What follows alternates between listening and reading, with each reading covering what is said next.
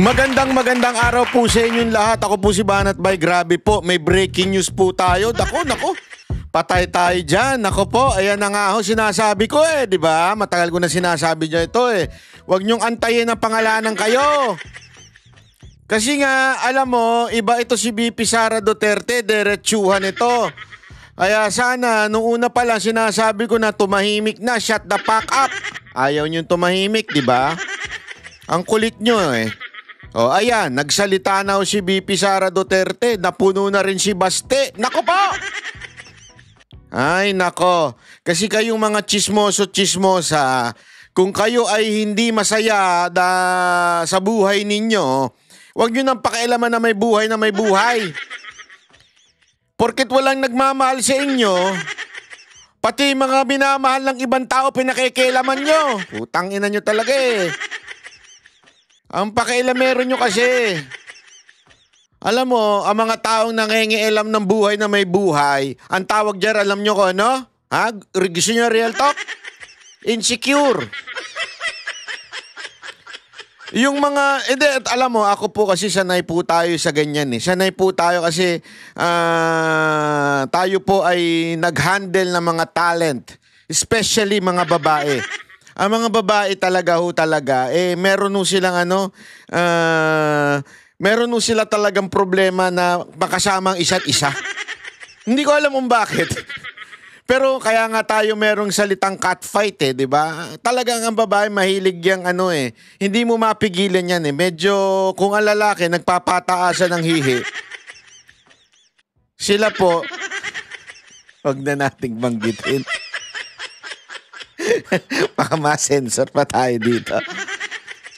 Di ba? Hindi, wala akong biro. Di ba?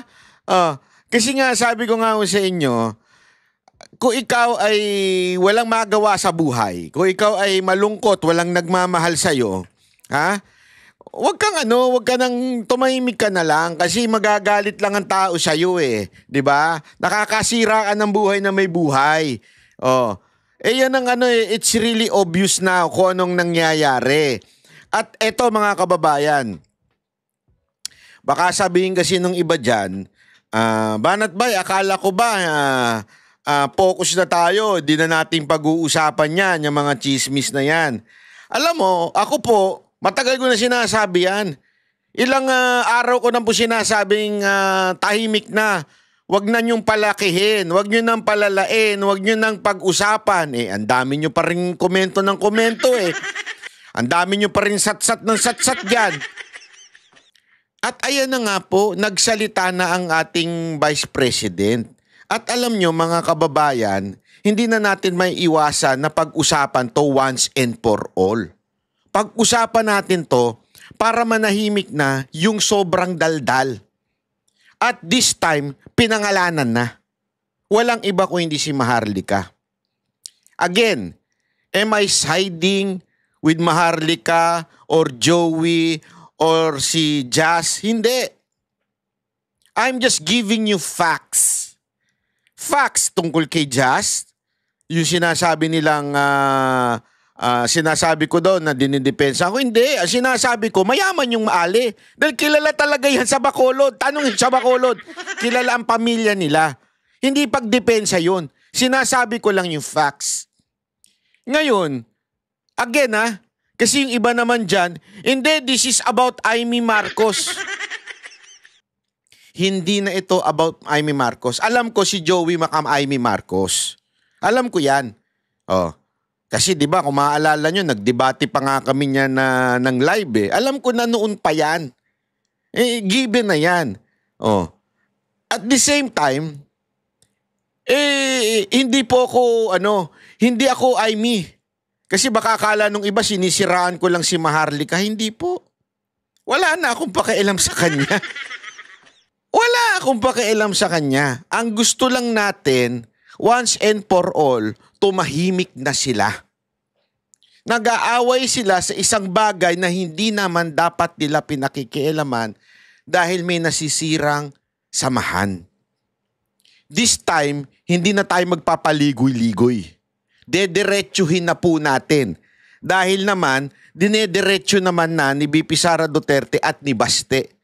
this time hindi na po sila nagtago ng kung ano-ano. Talagang eto na yun eh. Since isiniwalat na ni Maharlika ang lahat diyan sa girlfriend, ikikwento ko na sa inyo ang tunay na nangyayari. Na ito ay sa totoo lang, alam naman na ng mga taga Davao. Pero ito yung tinatawag na open secret na yan o sabihin na nating tabu yan. Alam, pero hindi pinag-uusapan. Kasi nga, pinoproteksyonan si Pangulong Duterte doon sa mga pinklawan, sa mga tanso, sa mga NPA.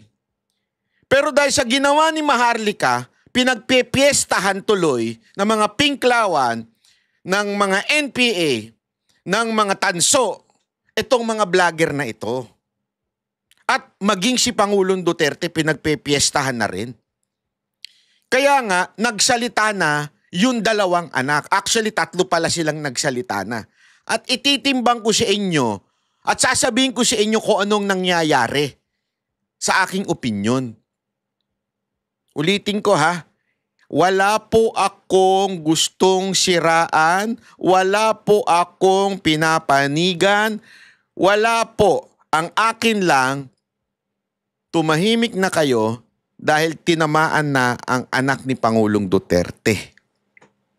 Kaya nga nagsalita na sila. Tumahimik na kayo. Eto, idediretso ko na sa inyo para yung mga naniniwala pa sa mga maiingay, hindi na kayo gumatong at tumahimik na. Okay? Ipapakita po natin ha. Una sa lahat, ipapakita natin kung ano ba talaga ang tunay na nangyayari. Etong mga nakaraan, ang daming sinasabi ni Maharlika tungkol dito sa tinatawag niyang Alpotera.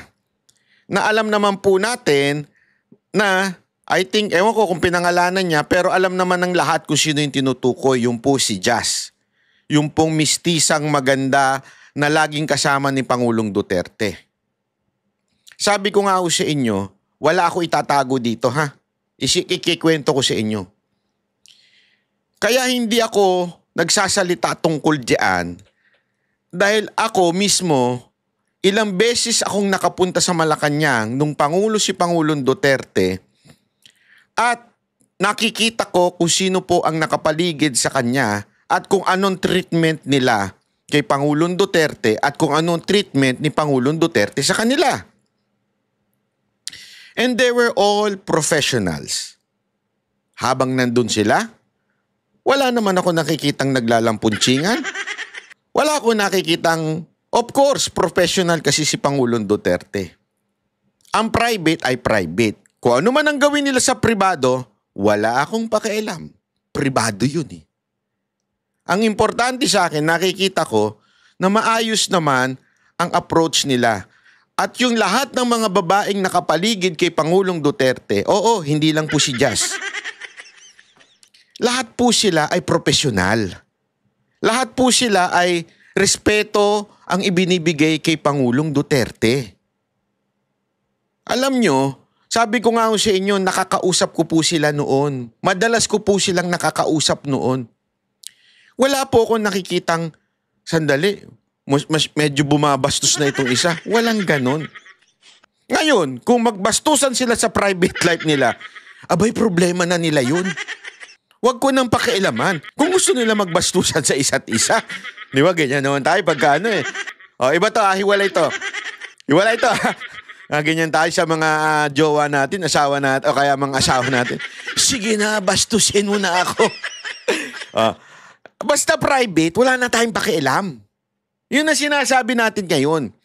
Ngayon lang lahat ng sinasabi ni Maharlika na akusasyon dito kay Jazz.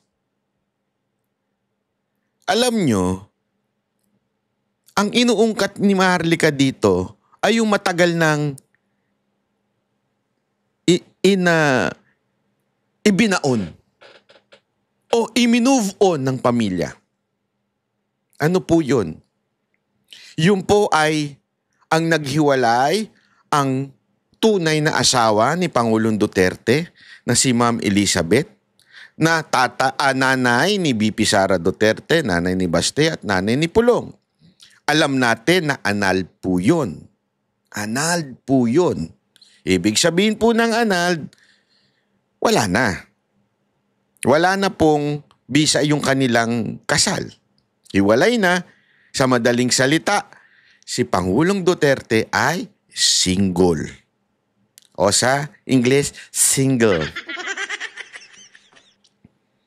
So, ibig sabihin, kung ano man ang gawin niya, problema niya na po yun.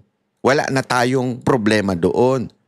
Kung gusto niyang umibig ng 5, 10, 100, babae o lalaki, problema niya na po yun.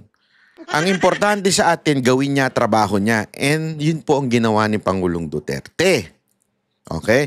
Yung mga akusasyon ni Maharlika na ganito, pera, ganyan, ganyan, pera, ganito, ganito, niloloko, bla, bla, bla, bla, bla, bla. Ako, hindi ko alam yun. Hindi ko alam lahat ng details niya kasi hindi ko po siya pinanunood. Lahat po sila hindi ko pinanunood. Pati si Joey, pati kung sino man yung... Hindi ko na alam kung sinong kaaway nila. Basta sila, wala akong pakialam. Lahat sila hindi ko po pinanunood. Kasi nga, I want to stay focused. Kaya lang, eto na ang problema. Eto na ang problema. Nagsalita na po yung dalawa na anak ni Pangulong Duterte. Unahin na po natin si Baste. Ayan po. Ang sinabi niya dyan, ay, yan. Sorry. Yan. Ay, sorry. Ayan si Jazz. Ayan. Ayan, yung isa pa. I think si Gerly to eh. Oh. At si Ma'am Hanilet. At si Elizabeth, di ba? Oh, wait lang. Ayan. Ito po yung sinabi ni Baste. Sem, but different. Alam mo, napa-research ako sa Latin. Sabi ko, Latin kaya ito? Baka mamaya may malalim na kahulugan ito. Nung tinanong ko si ChatGPT, wala. Sabi niya, yan lang ay playful broken English lang o colloquial expression. Sensya na, hindi kasi ako maalam sa mga ganyan. Ang ano ibig sabihin niyan? Same, but different. Okay? Sa madaling salita, sinasabi po ni Baste, ayan no, nalinaw-linaw dyan ha. All of these fine ladies touch the life and heart of my father. Ibig sabihin, no one is above or below the other, including my mother. Ang sarap pakinggan yan. Alam niyo yung bakit? Hindi attack mode si Baste. Ikaw, isang anak, naiintindihan mo yan. Anak ka, pero naiintindihan mo yan. Pero yung walang kinalaman sa inyo, hindi nyo ka-relationship, hindi nyo ka mag-anak, abay putang ina, ang daming sinasabi.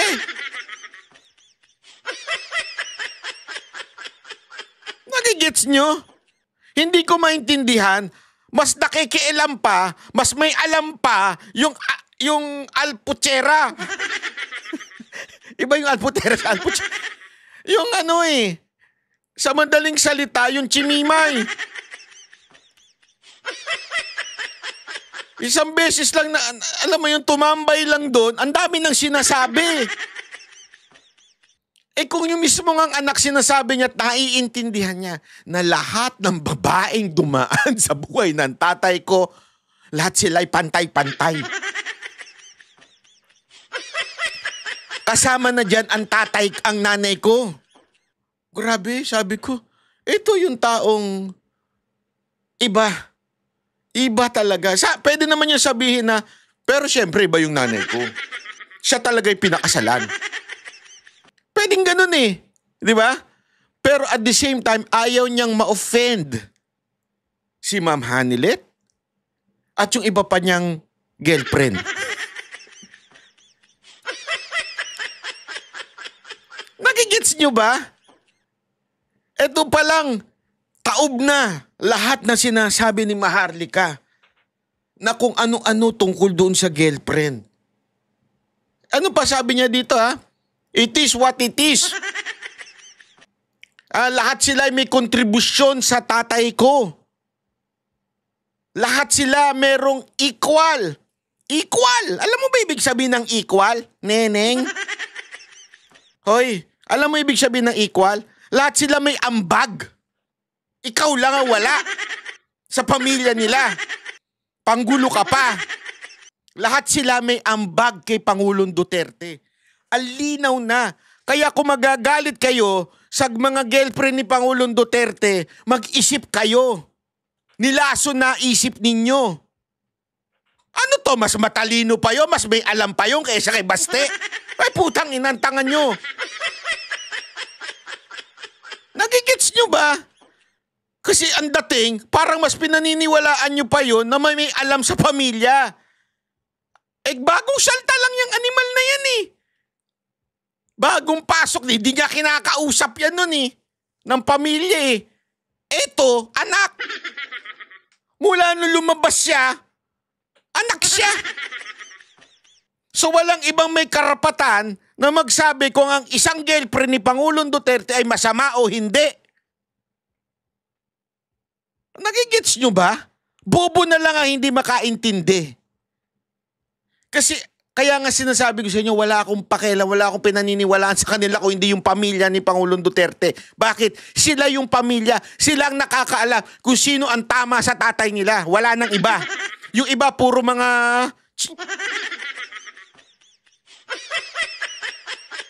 Hindi totoo eh. Yung iba puro ano lang eh. Kailan ka lang ba dumating dyan? Kailan ka lang ba nakausap ng mga Duterte? Nagmagaling ka na.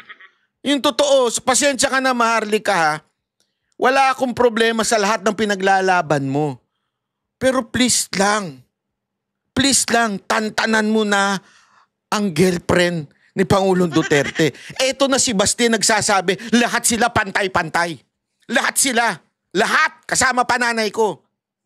If they are all equal, don't you think tanga si Basti na hindi niya alam yung nangyayari?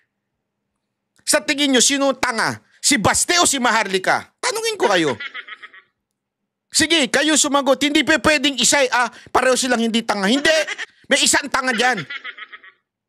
Yung talagang nakakaalam sa kay Pangulong Duterte, walang iba kung hindi si Baste. Anak yun eh. Alam niya.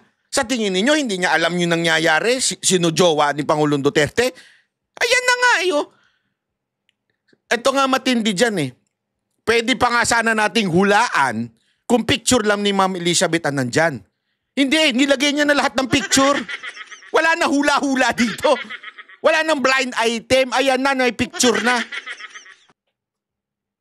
So, kayong mga followers ni Maharlika, sino mas paniniwalaan ninyo?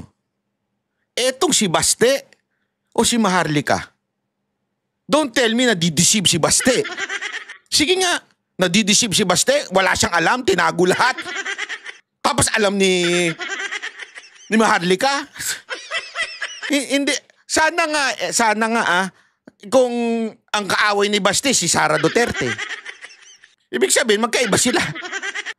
Pero hindi eh. Ikukumpara ninyo yung alam ni Baste at alam ni Maharlika? Anong utak meron kayo? Diba? Kaya nga ito, so to any camp, if you don't stop, na warning niya, I'll kill you. Hindi, walang ganun. If you don't stop, it will reveal more of you rather than who he is. PRRD the Hokage. Ayun na, wala na. Finish na. Ayan na po yung sinasabi. Ito yung sinasabi kong, wala na. Tinapos na ni Baste. Okay? Hokage. Hokage ang tatay ko. Okay? Hokage. Kaya nga natawa ako dun sa mga comments sa babae. Sa inyong anak, sino mas Hokage? Si Pulong o ikaw? Kasi alam nyo, tinanggap nating lahat yan. Sabi ko nga sa inyo noong 2016, ako kasama ho kami halos lahat ng rally ni Pangulong Duterte kasi performer nga yung grupo ko doon eh. Magugulat ka. may issue na ng pambababae. Si Pangulong Duterte, kukunin niya pa yung babae, papakandong niya pa, hahalikan niya pa ng lips to lips. Hindi po dito hindi po chick to chick. Hindi chick to chick. Lips to lips. Ganun talaga. During the campaign imagine how risky yung ginawa ni Pangulong Duterte. As a matter of fact, sinasabihan na siya ng campaign team, pwede ba, Mayor, wag nyo nang gawin yan.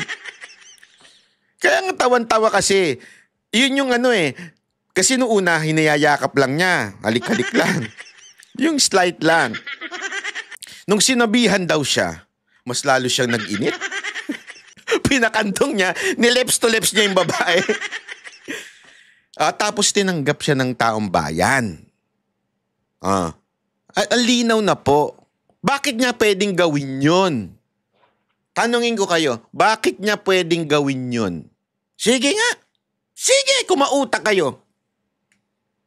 Kung talagang mautak kayo, bakit niya ginagawa yun? Kahit may girlfriend siya. One, tanggap na kasi ng pamilya niya yun. Tanggap na ng mga anak niya yun. Minsan nga nandun pa si Inday Naalala ko yun Yung pa siya noon yung short hair, yung boy look pa siya noon, yung boyish look ang niya. Tanggap na nila yun. Una yun. Pangalawa, tanggap na rin ng mga girlfriend niya yun.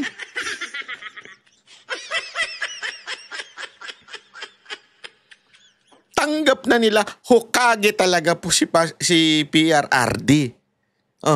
At pangatlo, walang masamang naidulot sa kanya yon except itong chismisan. Walang masamang naidulot sa kanyang pagme-mayor yung pagiging Hokage ni Pangulong Duterte. Na ayos niya ang Davao kahit Hokage siya. At tanggap rin niya ng mga taga Davao. Ayan na nga Kaya nga sabi ni Basti dito, kung hindi kayo tumigil, hindi mabababoy dito, o hindi, not baboy. It will reveal more of you rather than si Pangulong Duterte. Because behind every man is a woman who believe in him before he believe in self. Pamalandong ana. Anong ibig sabihin niya dito? Ang ganda dito, ibig sabihin, huwag maliitin ang papel nitong mga babae, mga jowa ni Pangulo. Ito dito mo makikita, binaba ni Maharlika ng todo-todo si Jazz. Binaboy, lahat sinabi. Ito si Ma'am Elizabeth. Ito si Ma'am Hanilet. Alam mo ginawa ni Baste? Ganun. Iaangat ko ang mga babae niya. Inangat niya. Pati si Gerly, inangat niya. Lahat sila pantay-pantay. May iba-iba lang silang kontribusyon sa tatay ko. Pero lahat sila pantay-pantay. Isipin mo yan including my mom. Ito pa matindi. Lahat po sila ay naniwala sa tatay ko. Ayan Every man is a woman who believe in him before he believe in himself. Lalim nun, Brad. Inangat mo talaga. Inangat mo talaga ng todo-todo. Etong mga babae na sinisiraan. O sabihin na natin hindi sinisiraan. Wag na natin sabihin niya kasi yung mga Maharlika fanatics ma-open. Yung ini-expose ni Maharlika na masama. Inangat ni Baste at sinabi niya kung wala sila at hindi sila naniwala sa tatay ko, yung tatay ko nga hindi nga naniniwala. Ibig sabihin, ang sikreto ni Pangulong Duterte ay itong mga babaeng naniwala sa kanya. Mantakin mo, si Maharlika, in-expose ko si Maharlika, binagsak lahat itong mga babae, o sabi na natin si Jazz, si Baste, inangat. Kung hindi naniwala itong mga to, si Pangulong Duterte ay hindi maniniwala sa sarili niya. Sang ka pa. Yun ang pinakamatinding, alam mo yun, kasi meron tayong mga ganyang moments sa buhay natin na wala tayong believe sa ating sarili. Yung bagang nawawala tayo ng confidence, yung parang, kaya ko ba yan? Sure ba ako dyan? Alam mo yun? Anong sabi ni Baste? Eto, naniwala sa tatay ko. Kaya naging successful ang tatay ko. Alam mo kung bakit? Kasi ganito yan mga kababayan. We all see PRRD as a strong person. Correct. But of course, human yan. Merong kahinaan din po. Walang tao, human being na walang kahinaan. Yung mga nagtatapang-tapangan lang, yung mga nagsasabing kaya nga pansinin nyo, umiiyak din si Pangulong Duterte. Kasi meron yan Every person, even the strongest person, even the kings in the past, they all have weaknesses. May mga times na wala silang confidence sa sarili. I know that. Kahit malakas ka, may ganyang factor ka. Yung antapang mo sa camera, antapang mo. Pero pag talikod ng camera, wala na, umiiyak ka. Kasi nanghihinaan ka ng loob. Kaya nga, sabi niya dito, etong mga to, ito ang mga may confidence sa tatay ko, believe sila sa tatay ko, kaya yung tatay ko nagka-believe sa sarili na rin. Ang laking contribution nun para kay Pangulong Duterte. Again lahat sila. Hindi lang si Jazz, hindi lang si Ma'am Elizabeth, hindi lang si Hanelet, hindi lang din po yung isa si Gerly. Lahat po sila. At saka hindi ko alam kung sino pa iba. Yan lang kasi yung pinost niya. Okay? Pero lahat po sila naniwala sa tatay ko. So again, you are all same, but different. Let me love you long time. Enough said. Stop it! Ano yun? Tumahimik na. Wala kang alam, Marlica, sa dynamics ng magulang nila. Yun lang yung sinasabi ni Basti dito Alam mo yun? Kasi ito ang ito ang problema kasi. Kaya sabi ko nga sa inyo, you better shut up. Baka naman pagdating ng panahon, anti-Duterte ka na naman. Dati naging anti-Duterte ka Tapos nag-Marcos. Tapos nag-anti-Marcos ka. Baka bumalik ka sa anti-Duterte. Ako kasi, alam mo, marami nga nagsasabi dyan na Trojan horse daw ito si Maharlika. Ako hindi naman. Sa tingin ko na-realize ko lang bigla. Kanina lang. After ko mag-post nung isa, na-realize ko lang. Hindi ito Trojan horse. Siguro itong tao na ito, ano lang talaga siya.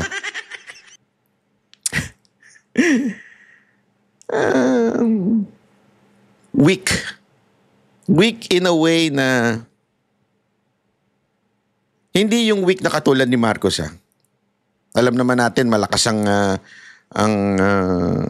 personality ni Maharlika. Weak siya in terms of ang bilis niyang magbago-bago ng prinsipyo sa buhay. Hindi, alam mo yun, ang bilis niya ma-persuade kung saan. Bakit ka nag-anti-Duterte nun? Tapos nag-anti-Marcos ka. Hindi, mas re-respetuhin ko pa yung nananatili dun sa iisa. Kahit palpak yung isa na yun, at least nanatili ka, yung prinsipyo mo hindi bumaluktot. Dito, nagpabaluktutan na So sana lang, ang wish ko, hindi ka magbumaluktot in the future. I hope hindi totoo yung sinasabi ng iba. Sa Trojan horse. Di ba? Baka sabihin ng iba dyan, banat bay. Di ba kasal sila ni Ma'am Hanelet? Alam nyo po, ang linaw na po ng mga statement. Ni Basti pa lang Dito pa lang sa statement ni Basti 'Di ba? Dito, talagang sinasabi niya, isa lang ang kasal. The rest, girlfriend. At yan din ang sinabi ni VP Sara Duterte. Ang linaw-linaw. Okay? Pakinggan po natin. Ito, mas malupit pa talaga. Binanggit niya na si